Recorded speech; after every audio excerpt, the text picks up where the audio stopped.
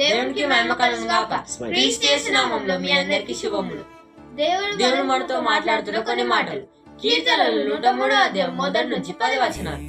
నా ప్రాణమా యెహోవాను సన్నిధించుము, నా అంతరంగమున సమస్తమైన పరిశుద్ధ నామం సన్నిధించుము. నా ప్రాణమా యెహోవాను సన్నిధించుము, ఆయన చేసిన ఉపకారములలో దేనిని మరవకు. ఆయన నీ దోషములన్నిటిని క్షమించువాడు, నీ సంకటములన్నిటిని కుదిరించువాడు. సమాధిలో నుండి నీ ప్రాణం విమోచించుచున్నాడు. కరుణా కటాక్షం నీ కిరీటంగా ఉంచుతున్నాడు.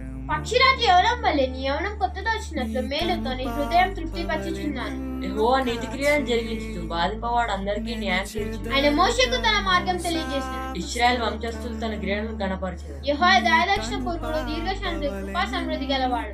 ఆయన ఎల్లప్పుడూ వ్యాజ్యమాడవాడు కాదు. ఆయన నిత్యం కోపించువాడు కాదు. మన పాపాలను బట్టి మనం పరస్పరం చేయలేదు, మన దోషాలను బట్టి మనకు ప్రతిఫలం ఇవ్వలేదు. భూమి కంటే ఆకాశం ఎంత ఉన్నతంగా ఉన్నదో ఆయన యందు భయభక్తులు గల వారి ఎడల ఆయన కృప అంతరికంగా ఉన్నది. దేవుడు చల్లవాడు.